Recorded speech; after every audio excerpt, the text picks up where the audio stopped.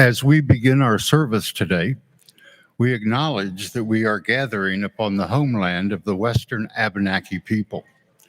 We express gratitude for their traditional and ongoing stewardship of the lands and waters, and we offer respect to the elders, both past and present. And we have lots of folks coming in, so please join us.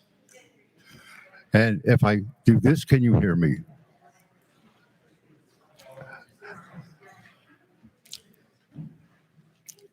It's okay if I'm this close? Good.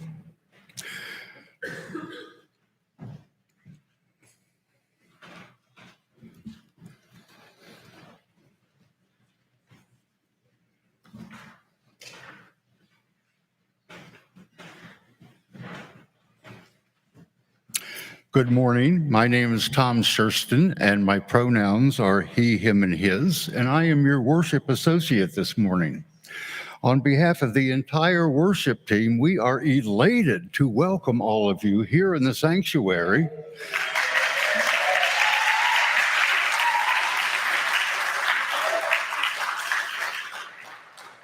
And we are elated to be coming to you live from the sanctuary through Zoom and YouTube. It's been a long wait. Whether you are a newcomer, a longtime member, or somewhere in between, you are part of our community and we deeply appreciate your presence and fellowship. We return today to our church building and bring our energy, love, and hope back to this spiritual home. We have joys, concerns, and sorrows to share from our personal lives, from recovering healing in our local communities from flooding, and from around the planet, which is not at peace with itself. Since 1864, this Unitarian Universalist congregation has been a sanctuary for those seeking spiritual sustenance as well as peace and justice in the world. With you here today, we continue on that path. Please know that we have hearing assist devices at the back of the sanctuary. And also please know that if you need to leave the sanctuary for any reason, you can watch and listen to the service in the fireplace room. It's always a pleasure to have newcomers and guests join us for worship. If this is your first or second time visiting, and you wish to do so, you are invited to wave your hand or stand so we might offer you a special welcome.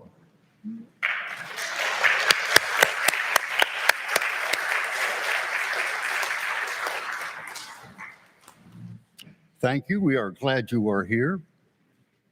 Any of you who are newcomers to our congregation and worship services are encouraged to join us for coffee hour immediately following the service, so we can offer you a more personal welcome. Also, you are encouraged to fill out a welcome form so that we can connect with you outside of service. Again, a warm welcome to each and one of you. I now invite you to turn to the people here in the sanctuary near you and offer each other some greetings.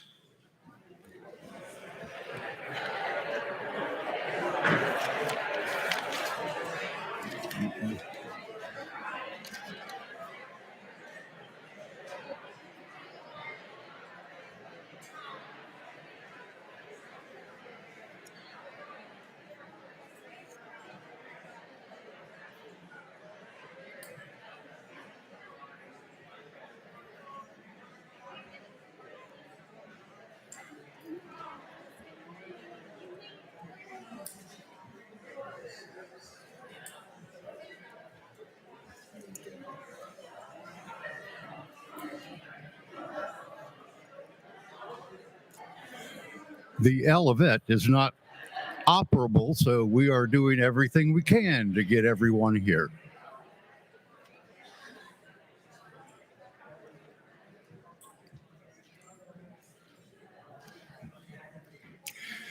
You are invited to continue your conversations at coffee hour.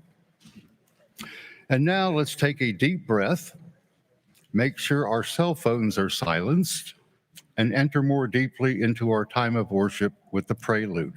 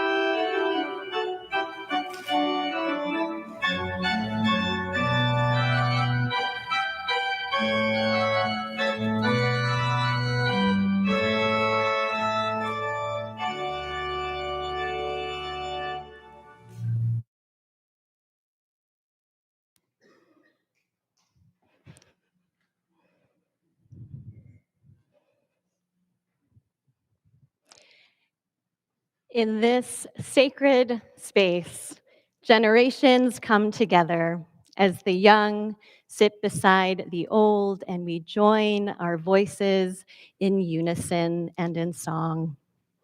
In this sacred space, our lives intermingle as we share our joys, our sorrows, our uncertainties, and our beliefs. In this sacred space, past and present join together as we remember those who have come before us to create a home for our spiritual longings. We gather this day, returning to this space or here for the first time, this space that is a cradle for our dreams and a workshop for our common endeavors. We gather in remembrance of what has been and in the hope of what we will become. Come, let us worship together. And let us join in our opening hymn. Please rise in body or spirit. It's the very first hymn in the gray hymnal, number 1, May Nothing Evil Cross This Door.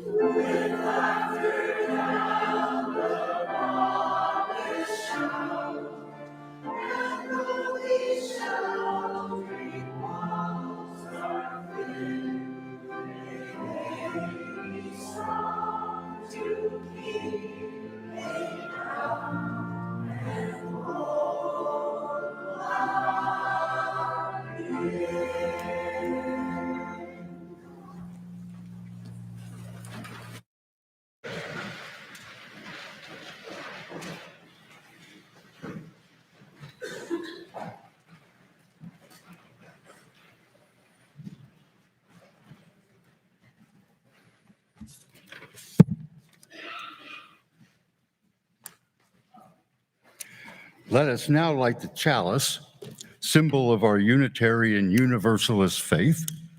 This morning, we welcome flood relief team member Scott Hess to light the chalice. And as he lights the chalice, I invite you to light a chalice at home if you have one nearby. We light this flame, an enduring symbol of our collective commitment to lead with truth and compassion. Please join us now in saying our congregational covenant. We covenant to speak honestly and listen deeply to each other and the voice within. Treat each other with compassion and honor our differences. Take responsibility for the impact of our words, actions, and inactions have on each other. Support each other in times of need and of grief, and celebrate the beauty and joy in our lives. Honor the gifts of the past and be gentle with each other as we grow. Encourage each other in the brave work of creating a more beloved community and a healthy, sustainable world, and forgive each other and start again.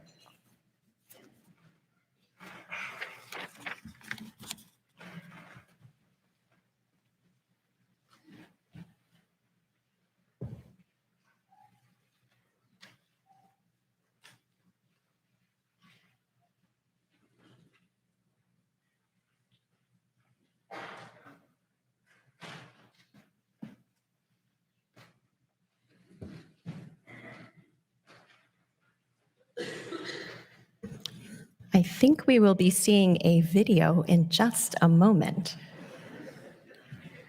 I think we need to restart the video. Thank you.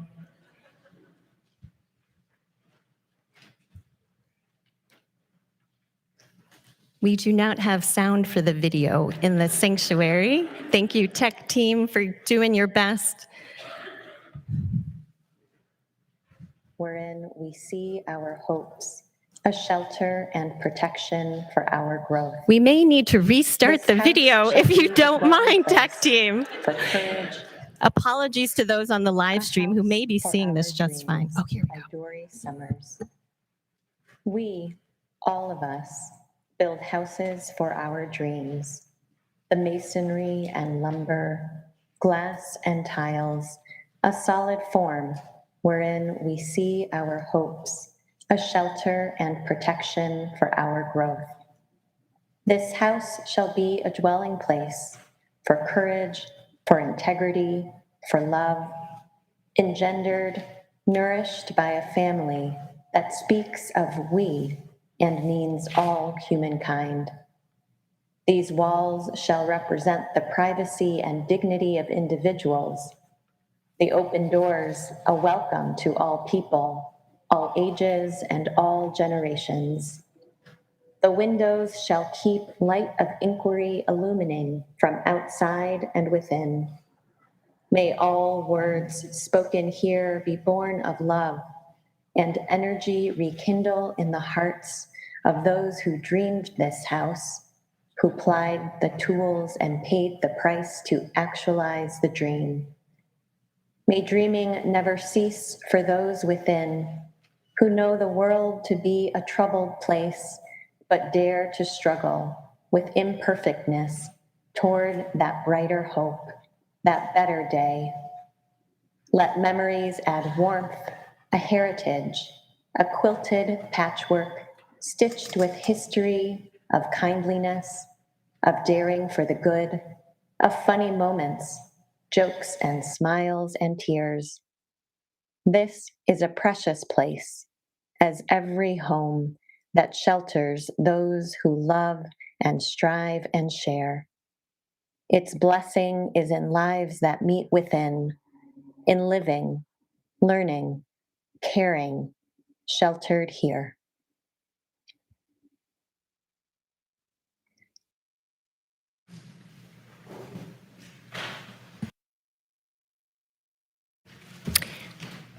Welcome back. It is indeed a joy to be back in the building together and to welcome some of you here for the first time. And I'd like to take a few moments now to recognize those of you who shared so generously your time and your labor of love to get us to this point of reopening. Shortly after the July flood, the church established a flood recovery UU team with the clever acronym FRUIT. Yes, we did do that. If you are a member of the flood recovery UU team or have been over the last few months, I invite you to stand or raise your hand and to please remain standing, if you would, please.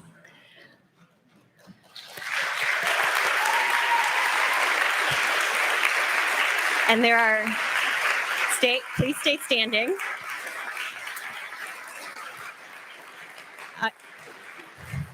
Those are well-deserved applause. And if you would stay standing, there are many others who are not able to be here who are part of the Fruit team. No, I know it's uncomfortable, but I want you to be recognized. Please remain standing, Scott.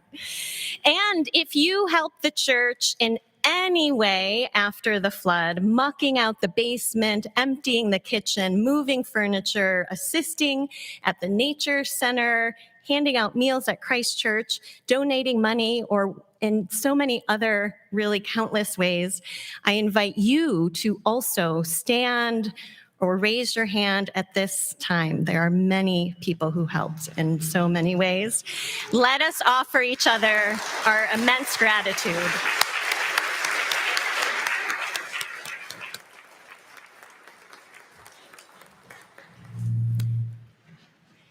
Thank you to each and every one of you for keeping this community alive and strong and for your presence this morning. And Liz Benjamin is now going to help lead our children out to their programs this morning.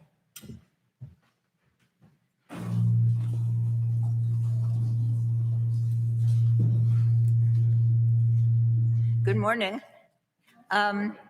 So all the children and youth who are going to the program will exit through this door, and the preschool and kindergarten group will then take a circuitous route past the office and into their space downstairs, which is just off the vestry. So that's where you can find them. They should bring a jacket or a sweater with them, please, because they'll probably be going outside to plant some bulbs.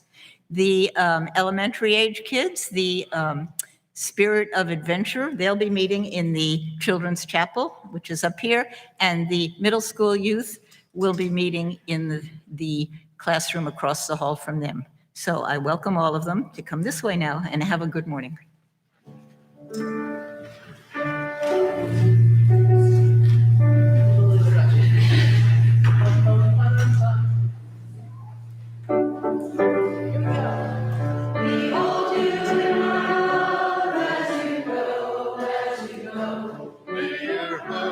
Be at peace as you go.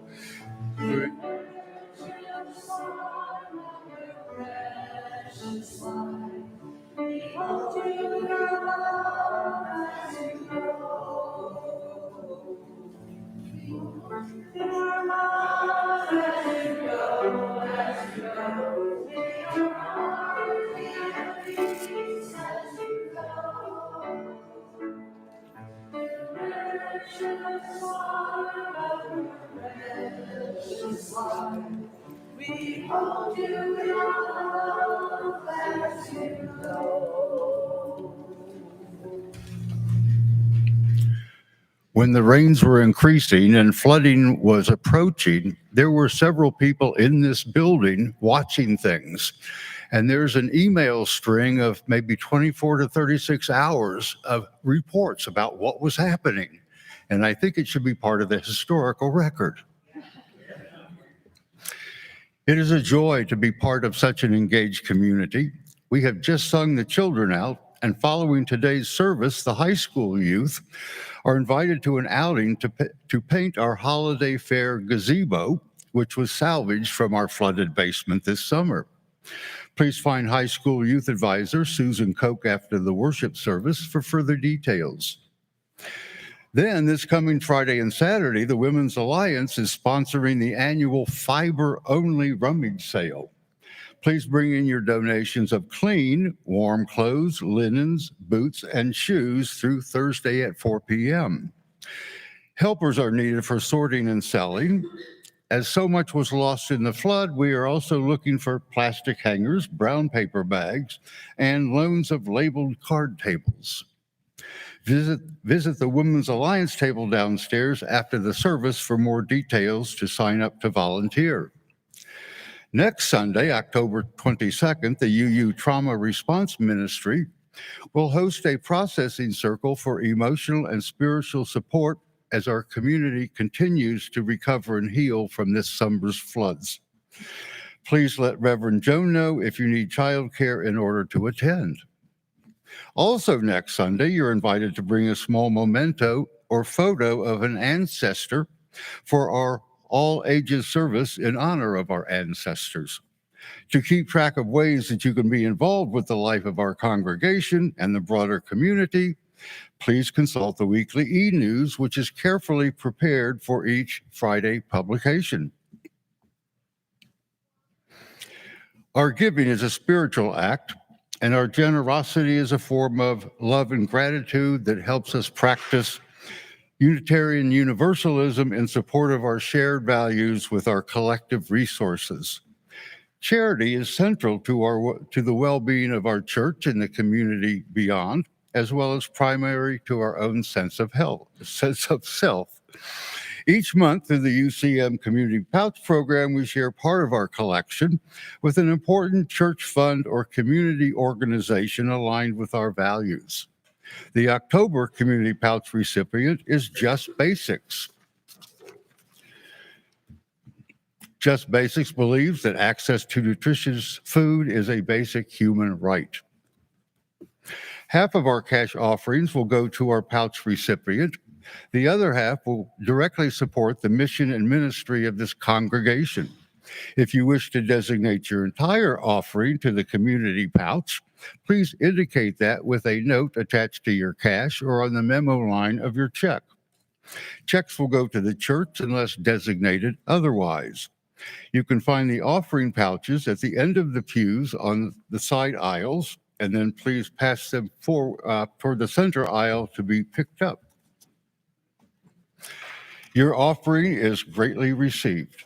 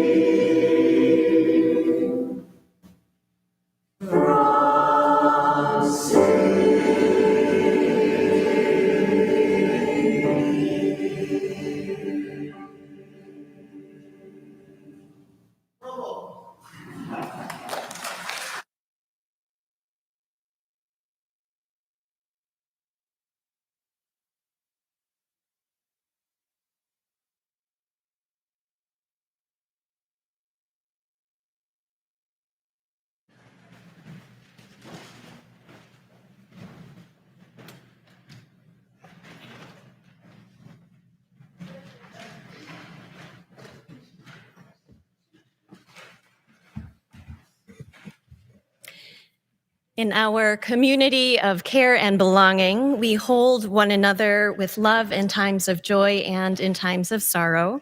And in that spirit, we share in the ritual of lighting candles of joy and concern twice a month.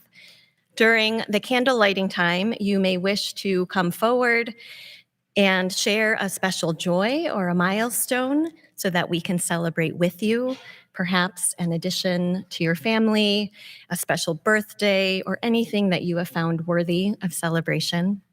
You may also wish to share a personal concern, a challenge, or a loss that calls for our love, our support, and prayers as a spiritual community.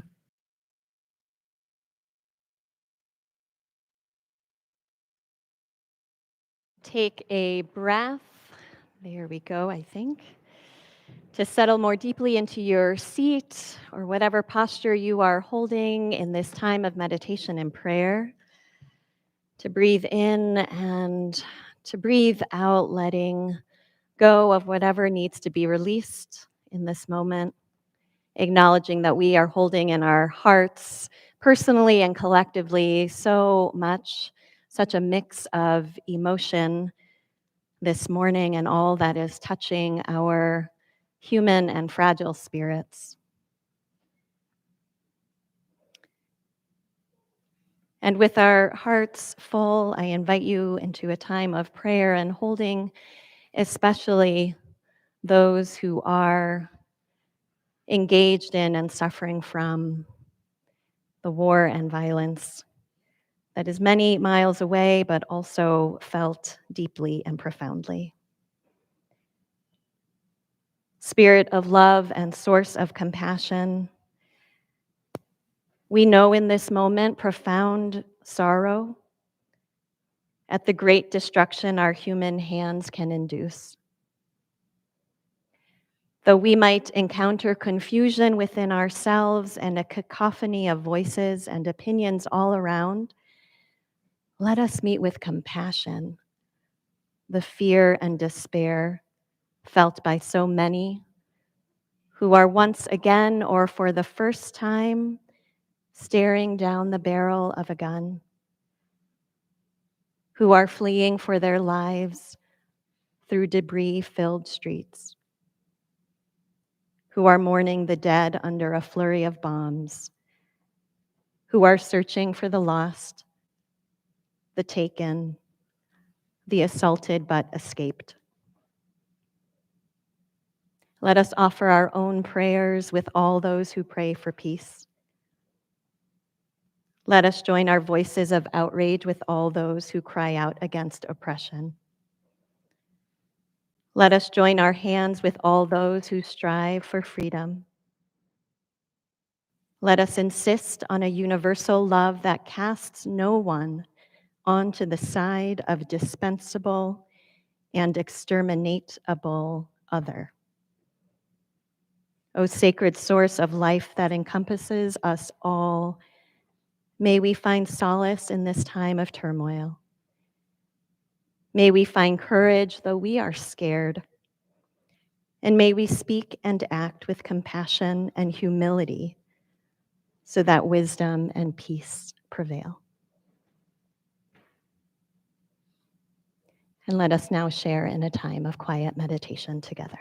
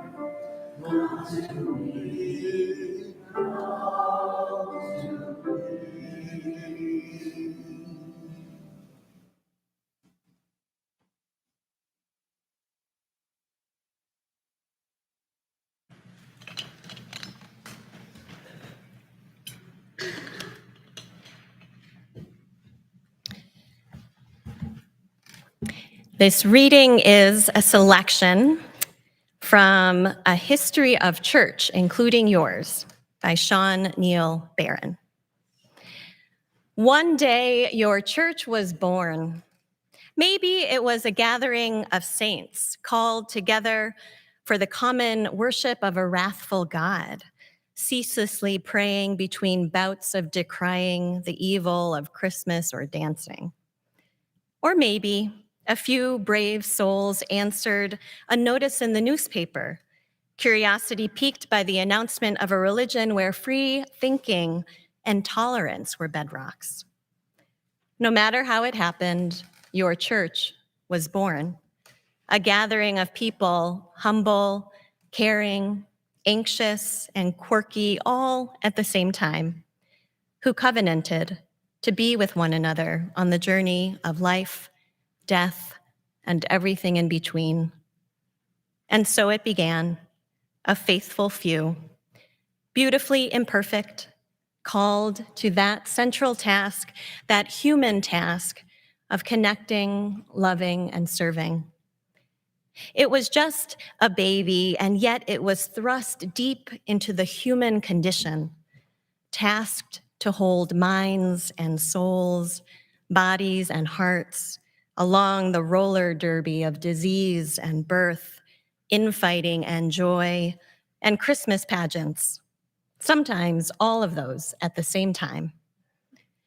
There were the trying times when the church almost split in half over the war or integration, or when the mill left the town vacant, or when the minister crossed that line and the people couldn't speak about it for decades. But somehow you were still here, still on the town common, still the church that everyone recognizes, still the ones that show up every time you were called on, still using the communion silver until you voted to sell it.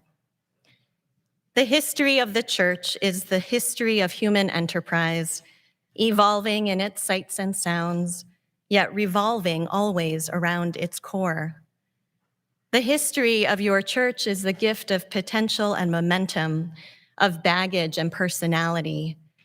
The history of your church is the launch pad from which you spring into action or disarray. Each day, your church is born.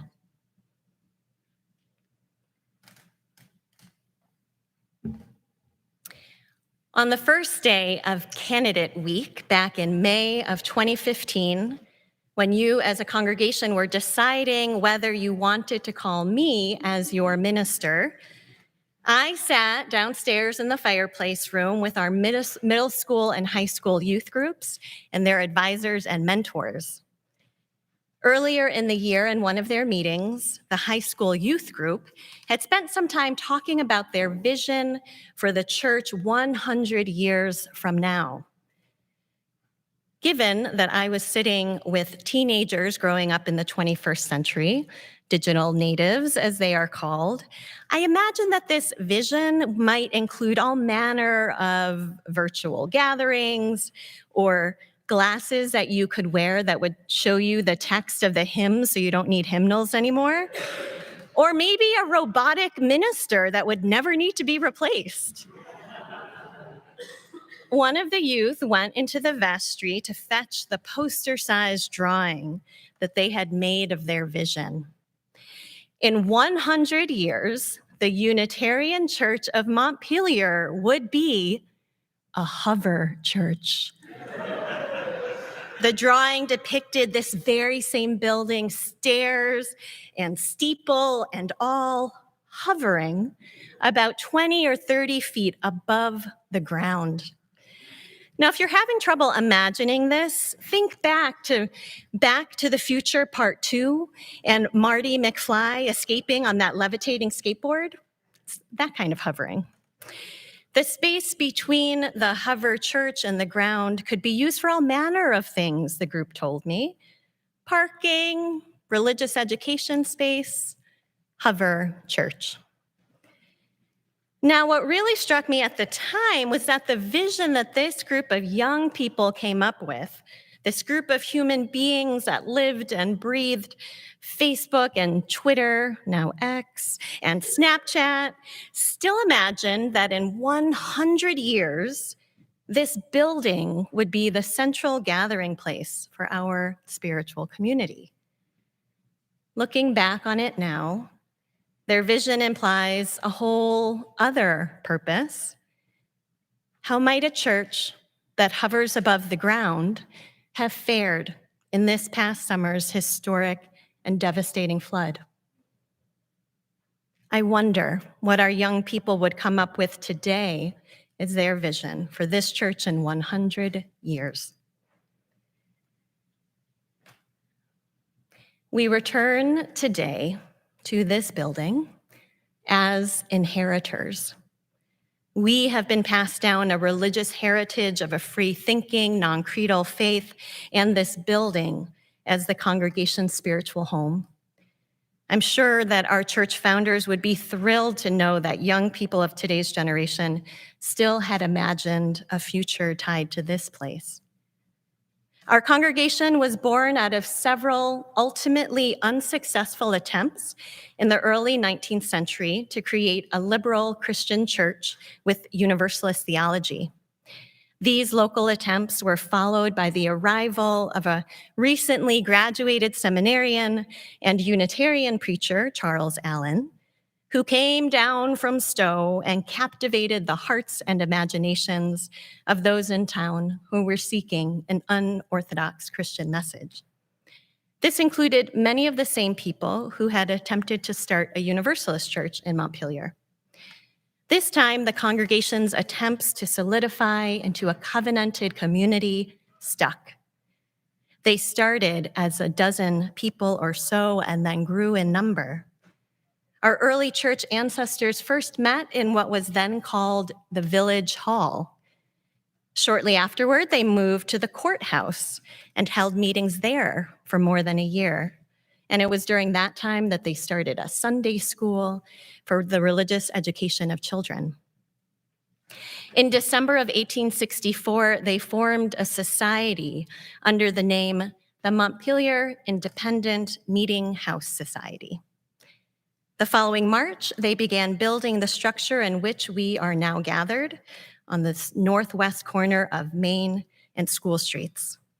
This place was dedicated on January 25th, 1866, under the name the Church of the Messiah. The cost of the land, the building, and the organ at the time was about $20,000. Today, we will likely spend close to 10 times that amount to repair the building after this past July's flood and to replace what was lost. Clearly, much has changed since the 1860s. Throughout this congregation's and this building's close to 160-year history, this church has experienced much change, some of it forced upon us. Natural disaster has been one of these unwelcome yet repeated sources of crisis and change. The church and the wider community have not been strangers to flooding over the last 2 centuries. Local historian Paul Heller describes this history at great length in a Times Argus article that appeared shortly after the July flood. In 1810, 23 years after the first Europeans began clearing land and building permanent structures at the confluence of the Winooski and North Branch rivers, water overflowed the banks and submerged all the lower parts of Main and State Streets. In the Great Flood of 1828, water rose so high that it swept away 2 bridges and a barn on the North Branch.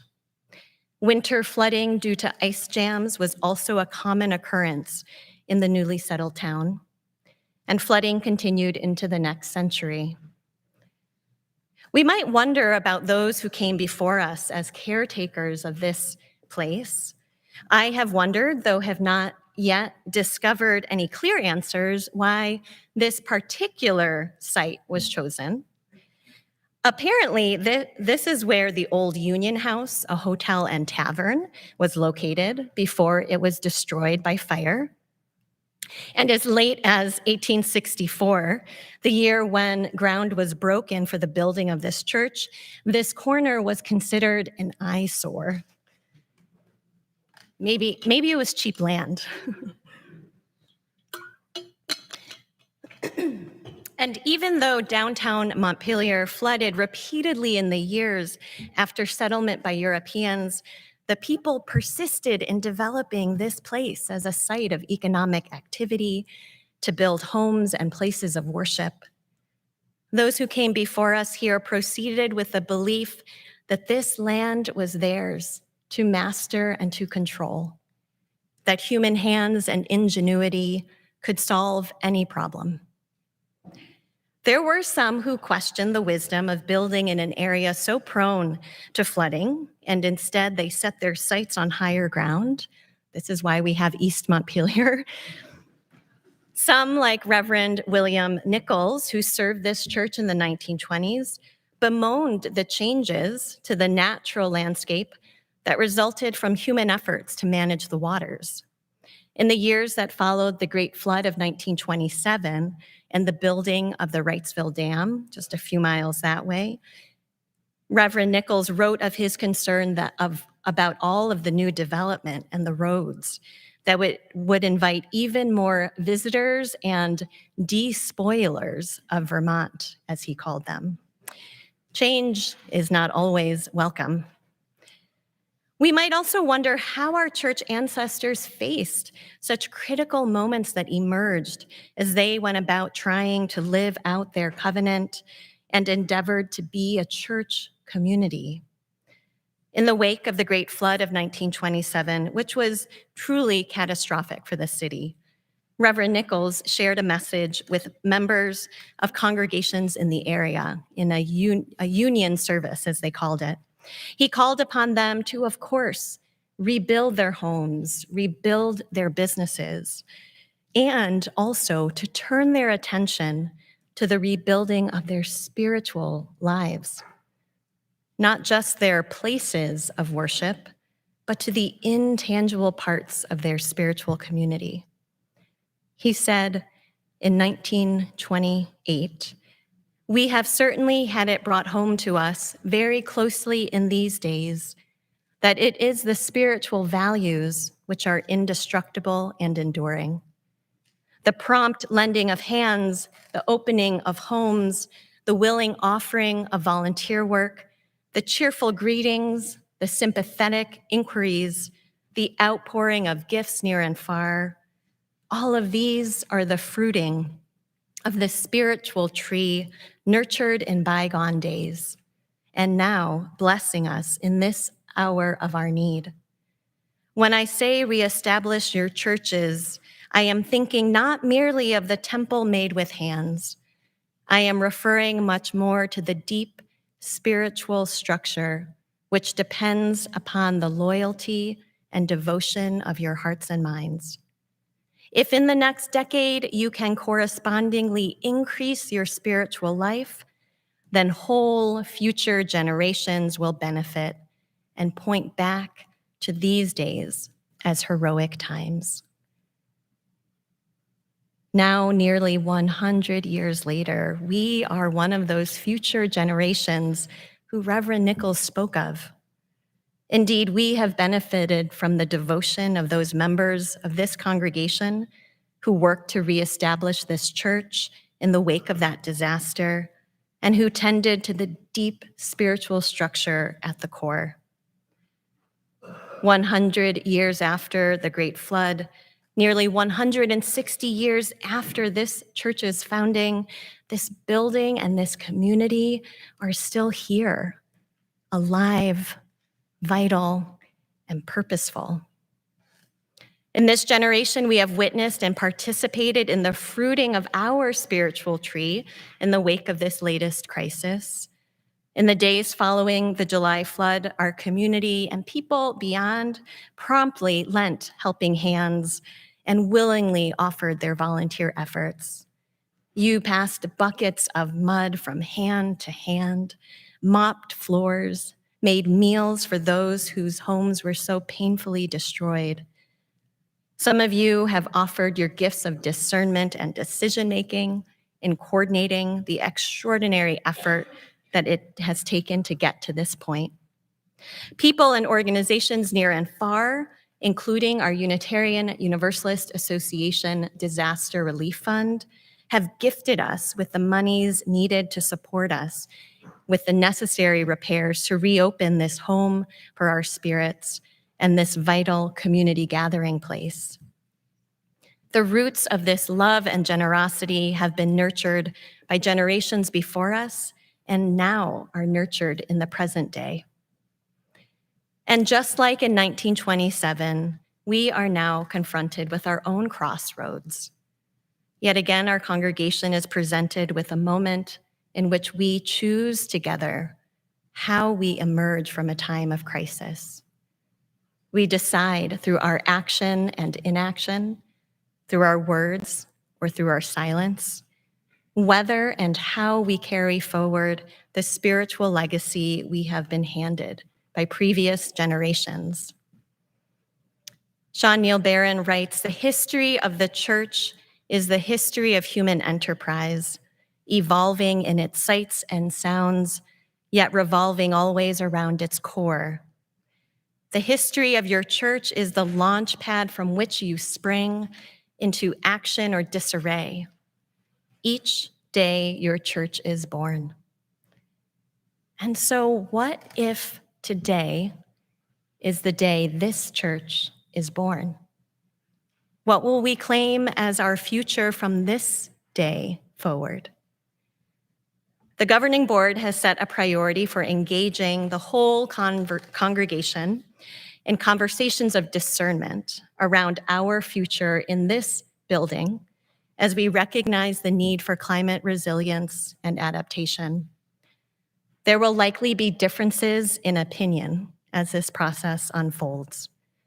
Many of you have witnessed and are a part of a similar lively conversation that has engaged many voices and perspectives in our broader community as our whole city and beyond discerns a path forward in this climate-changed world. And we too, as a church community, are on this path of discernment. We will talk with one another, ponder the possibilities, and build on and create a legacy with our decisions and actions. 100 years from now, when future generations look back, what will they say they have inherited from us, their religious ancestors? Will they be perched high above the water-soaked ground in their hover church? Will they be meeting in a new home in which to grow their spirits, nurture their children, mourn the dead, and care for one another?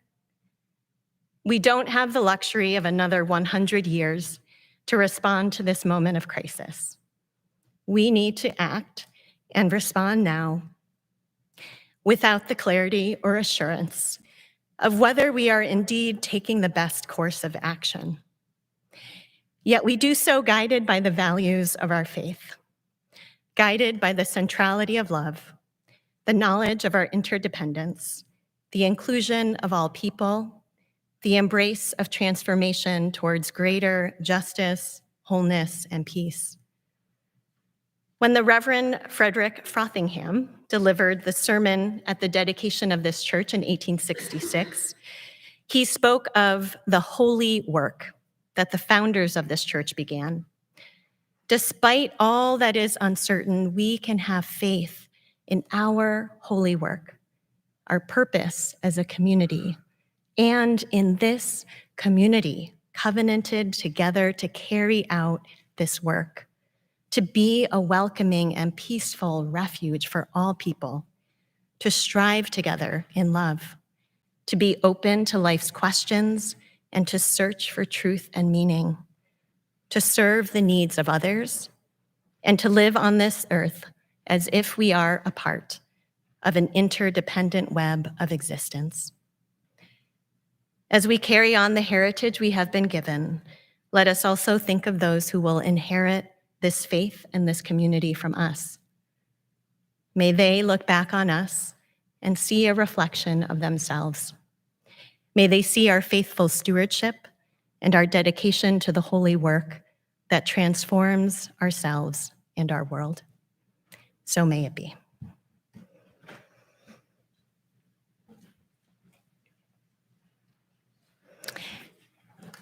I invite you now to join in our closing hymn. It's number 159 in the gray hymnal. This is my song.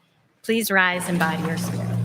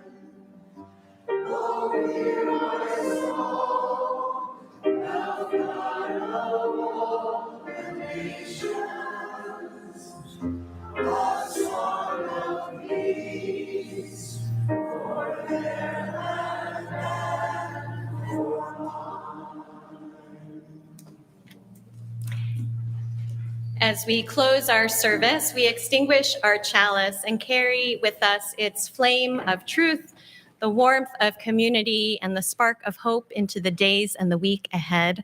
And as we do so, I invite you to say with me our mission statement. We welcome all as we build a loving community to nurture each person's spiritual journey, serve human need, and protect the earth, our home. These closing words are adapted from Karen Lewis Foley. May we honor and hold gently our past. May we live fully our present. May we hope toward and build our future as we live our mission. May these walls breathe with the hope, faith, and love of all the ages. And may they never become walls that separate to hold us in and others out. May they be like arms that reach outward to embrace our community and our beautiful and broken world, extending our ministry to all with healing, justice, service, and love. Let us go forth in joy, live in peace, and return in love. And we conclude our service with the postlude.